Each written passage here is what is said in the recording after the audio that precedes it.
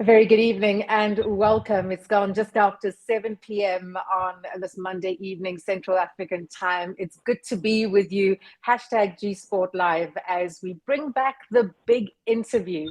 These are inspiring stories told by the Gsport newsroom, partnership with Momentum and Telkom as we increase the media coverage to close the visibility gap and encourage greater corporate support. Tonight, it's a great pleasure for me to introduce a woman who's a history maker and absolute record breaker. She's the youngest umpire to stand in a Cricket World Cup final, and she's just come home from New Zealand, where she stood in the final of the ICC Women's Cricket World Cup between Australia and England. A very good evening, Lauren Achenbach. How are you? Hi, Kass. Good and you? Oh, I'm so very proud of you, Lauren. I was just thinking about it heading into this interview. 3 years ago, I interviewed you at Newlands. You were debuting at your International Women's T20 game. And here you are, having just come off umpiring a Cricket World Cup final. Are you pinching yourself? I mean, what a dream come true for you. Yeah, a little bit. I don't think 3 years back, I thought I'd be sitting here today saying that I've just umpired a World Cup final. Yeah, through the hard to believe sometimes. Yeah, but what a good experience it was for me. 7 years ago, you decided to get into umpiring, and at such a young age, when you decided to get into it, what was the one thing you thought you could get out of it at that stage? Oh wow, I'm not sure actually. To be honest, when I started umpiring, I sort of the thought was just to see whether I enjoy it. It was something that I thought, well, let's try it out.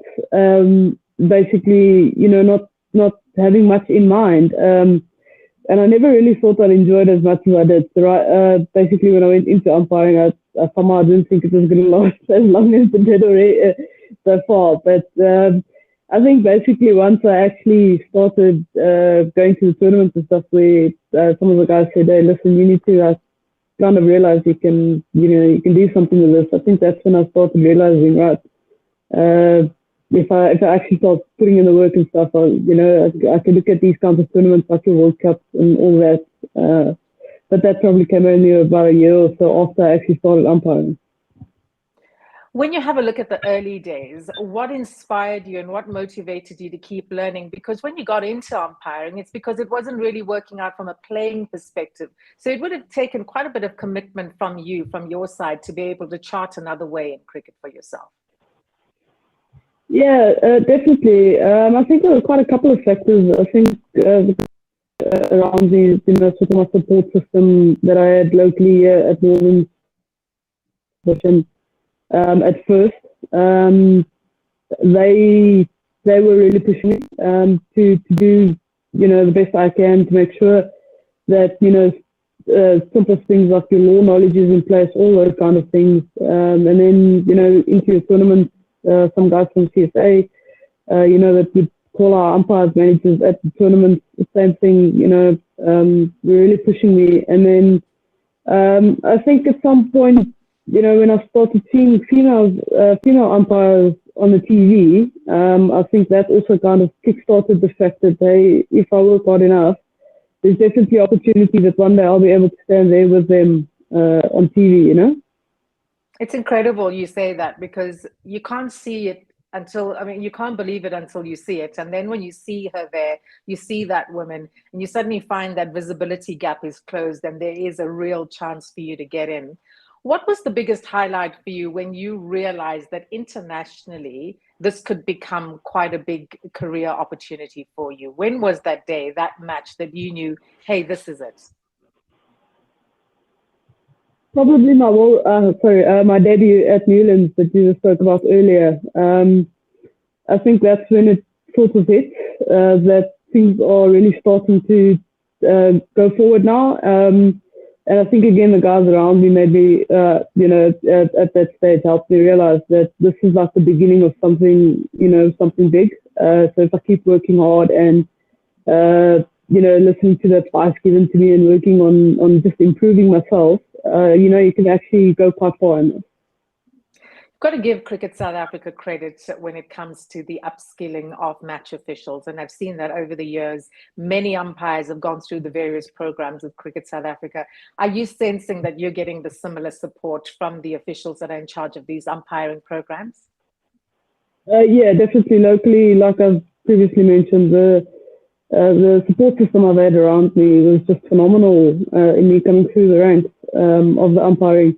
Like I mentioned earlier, the guys at the local cricket association where I umpire, where I started my umpiring, and then going to the tournament, the umpires managers we had there, they do a really good job in picking up areas where you can improve on, making you aware of those areas and how you can improve on those areas. So that really helps a lot, having a support base like that around you, and knowing that you've got people you can always go back to if you struggle with something, or if you maybe need some advice on something. If you just joined us, you're watching Gsport Live. We're live on YouTube, of course, at Gsport for Girls, on social media if you have any feedback. Our special guest on this big interview tonight is Lauren Achenbach, the youngest umpire to stand in a Cricket World Cup final. Lauren, let's talk about this World Cup. What a sensational tournament, and all round, I have to say, and that's not just because you're on the line. Everybody has only had good feedback for you. In terms of an experience as an umpire, standing in a tournament with so many female officials, what was the highest point for you? I know a World Cup final was big, but what was that feeling for you when you realized, wow, I think I've just made it? I think it was mixed feelings, honestly. A bit of mixed feelings, but me is just being proud. It's like you've achieved something towards something, and you've achieved it. So, I was actually quite proud of myself in that moment. I was just actually like going back and just thinking to myself, like, you've had a great tournament, and you can be proud of yourself for that. It was a bit of a weird feeling for me in a sense, because I tried to stay modest, very much, but I just like that moment I sort of just thought to myself, hey, you can be proud of yourself. You've worked towards this. You worked towards achieving this goal, and you've had a very good tournament. So just, kind of soak it all in, be proud of it, and just at the same time trying to motivate myself to just go out there and finish on a high note. You worked alongside some incredible individuals, someone like Claire Polisak, of course. She's been leading the way for many years. Were you able to get together with her, any of the other officials, and swap notes and share some stories of your journeys in umpiring? Yeah, so what's nice about these kind of tournaments, it's not the case where you kind of arrive and you get the appointments and off you go on your own separate ways. We've got workshops and like kind of a time before the tournament, for prep for the tournament and stuff. So we had a couple of days in Christchurch where it was the whole group of umpires together. So yeah, it was actually quite good to catch up with them. I think we had a look at it about 2 years before the World Cup that we last worked together. The 6 girls of us, and then also any of the umpires, almost most of the umpires that I've worked with before was quite a while back since I've worked with them. So that was actually quite nice to have a couple of days where we could just catch up and chat about umpiring, chat about cricket, and also then just chat in general, just to catch up a bit again. That was actually quite nice. Yeah. They say age ain't nothing but a number, but you are very young. And let's be honest, it can get very pressurizing out there for an umpire. Everyone believes it's out. The umpire has decided it isn't. There's crowds. There's all this pressure out there. Lauren, how did you absorb it all and keep the poker face that you did? I don't know, actually. I think it comes down to preparation. It comes down to experience, which, to be fair, I don't think I've had a lot on the international stage, especially not DRS, which is obviously even more pressurized situation. But I think it also just comes down into trusting in the umpiring that you've done. You know, you wouldn't be there if you weren't good enough. So trusting in your skills and abilities. And then also preparation. We always say as umpires, preparation is key. If your preparation isn't up to scratch, chances are you're not going to do very well. So I think it's very similar in terms of, you know, being a player. You know, you can't, as a player, you can't expect to not sort of train and then, you know, perform well. So I think for us, it's similar in that aspect where you can't expect, if you haven't put in the preparation required, to have a good tournament. Yeah. How do you prepare though? I mean, you have a game like England versus Australia in a World Cup final. What a moment, right? I mean, obviously you've got a team like Australia, absolute world beaters. How did you prepare for the final? So I think it did have a lot of going in. So, you know, in terms of that, I made sure my mind was in the right place. Knowing that I had a good tournament, you know, I was fairly confident and stuff. I think that helped. Simple things like, you know, going through your rigs again if you're unsure about anything, making sure you know, any aspect of your laws, playing conditions that you might be unsure of, you know, making sure you've got that under the belt. We often have like just group discussions in general where we might discuss stuff, you know, and make sure everyone's kind of on the same page, and you know, those help a lot. And then, yeah, like I said, mental preparation is quite key. So, for instance, I haven't stood for England really on field, so there might be, you know, player traits I'm not aware of, or you know, like for instance, Sophie Eccleston wants you to stand right up against the stumps almost, you know. So finding out those little things, so sort of, if I can say, weird little things that the players might have that could affect your game as an umpire, finding out all those things, you know, from colleagues who may have stood for those teams, you know, those just help you prepare mentally. So then, you know, right, when, say for instance, if bowlers is bowling, she might come close to the back line, you know, the return piece, so you need to kind of check the back foot. Those kind of things definitely help a lot in making sure you are in the right mind for not necessarily just the final, but any game that you go into. You spoke about seeing an umpire, a woman umpire on television. Many youngsters will have seen you umpire a World Cup final. There'll be young girls, young boys saying, I want to do what Lauren Achenbach has done. If some youngsters watching this interview now, or a parent is watching and their youngster would like to take up umpiring, what is the first thing that you would advise that they should do? So one thing I always say very first up is you need to make sure you enjoy it. It's a very long day out there, so if you don't enjoy it, it's going to get tough. So unfortunately, you know, it's not for everyone. So if you don't really enjoy it, to me, it's not worth wasting your time out there. So that would be one, is making sure you enjoy it. And number two would be just put in the hard work. You know, I think it goes for almost anything really in life that you're working towards. But if you put in the work that's required, you know, you might just make it. The door might open up also. So to me, that's the big thing, is put in the work required, and listen to mentors. You know, like I said, I had a good support system around, you know, locally where I started, and the input they gave, you know, if you look back today, the input they gave actually helps a lot in getting you started into, you know, onto the right track. So, you know, don't be scared to listen to advice given to you, and working on improving. You know, when people pick up something where you can improve on, don't be scared to work on those areas. I quite like that. Enjoy what you're doing and keep working hard at what you're doing, because if you don't enjoy it, you're going to hate those long hours in the sun, long hours of concentration. How do you relax though, Lauren? We've seen you with your game face on. We've seen you quite serious, but coming back from New Zealand, how have you been able to unwind? Sleeping in late. I know, same here. But yeah, I got a couple of things. So sometimes I'd sort of just sit in my room and just put a movie on and put some music on. Um, just kind of relaxing. I've got the dogs that keep me busy as well, so that kind of helps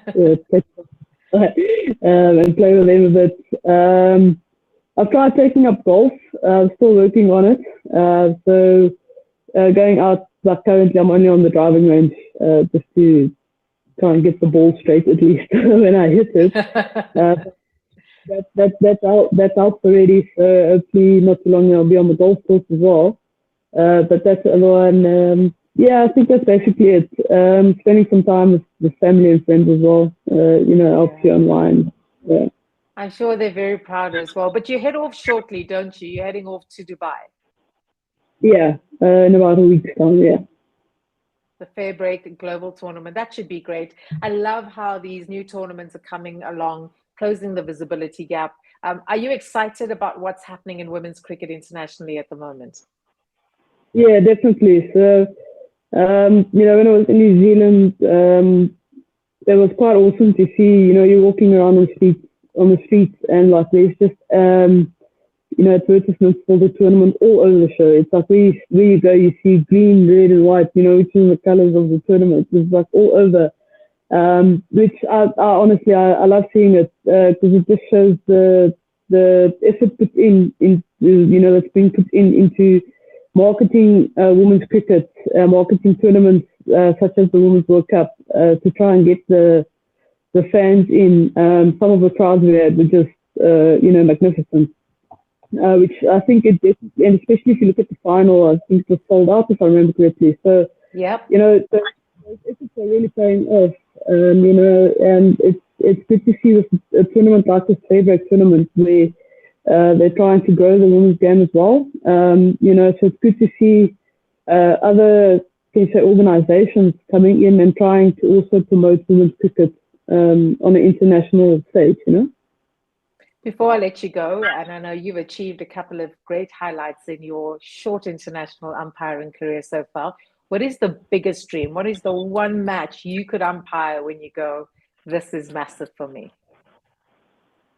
It's a bit of a difficult one. I was going to try to look too far ahead, but I think it would just be maybe a men's international game one day.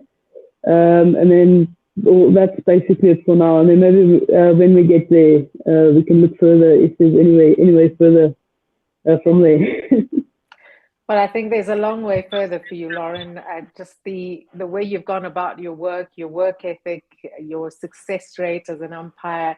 I think the world is watching, and we're still yet to see the best of you. But I think I speak on behalf of not just all South Africans, but just all cricket lovers around the world to say congratulations on a great World Cup, and we look forward to more great things to come from you. Thanks, Kass. I really appreciate it. Take care. Lauren Achenbach, the history-making and record-breaking umpire, the youngest umpire to umpire a Cricket World Cup final. It was great to have her here live on #gsportLIVE. And remember, the link to that interview will be on Wednesday in the newsletter. Lauren, thanks so much. Thanks, guys. Thanks for having me. Cheers. Bye. 25 years old, Lauren Achenbach. Just imagine what she will achieve in the next 10 years or so, because if you saw her performance at the World Cup, and I know you did, she was calm under pressure and she rarely got anything wrong. So at 25, and she started as a teenager, some great things to come. And if you want to be an umpire, I can't think of a better role model right now than Lauren Achenbach. So great things happening in women's sport. I mean, if you're a huge follower of gsport, which I know you are, at gsport for girls or gsport.co.za, we always have some great news lined up. Let's hear now from gsport's content lead, Celine Abrahams, about what's been happening in the newsroom.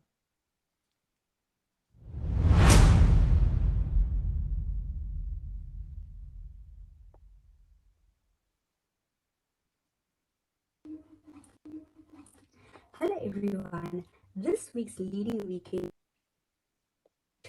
which stream team deliberating on who should make it to the top 3. Our South African making headlines, which saw Michaela Woodboy claim a silver medal in Croatia. Another highlight has been Mariska Strauss, with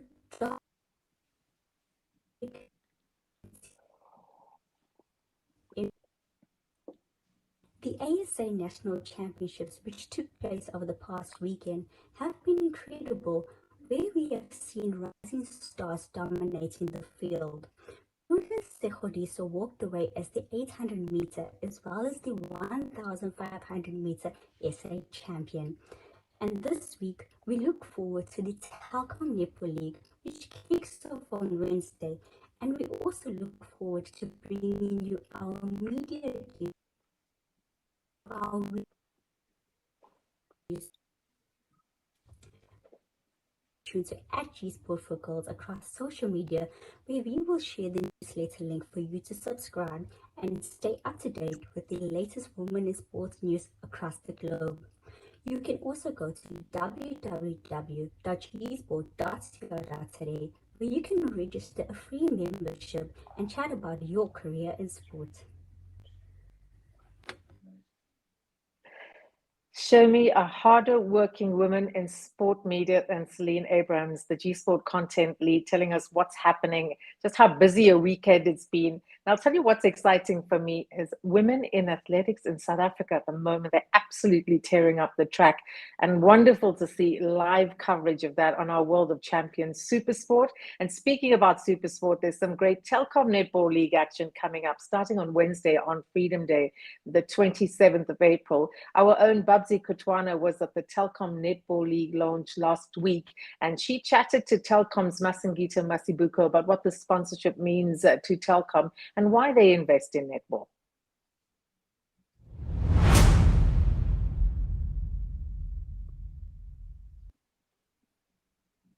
Yes. Firstly, thank you for this opportunity.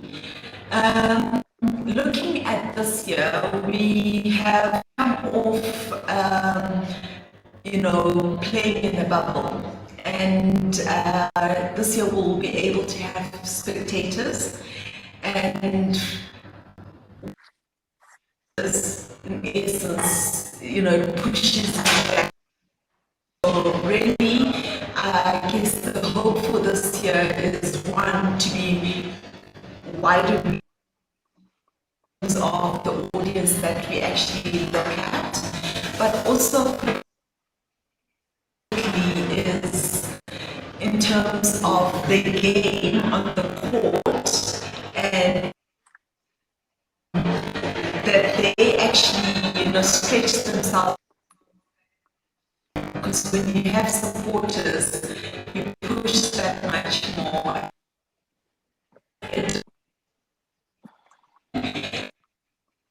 Telkom, obviously we've got a lot in the bag in terms of what we're going to bring in for this. But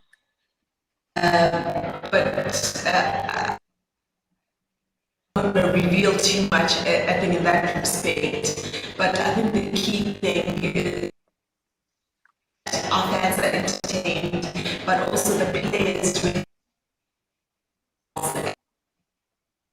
really showcase on the court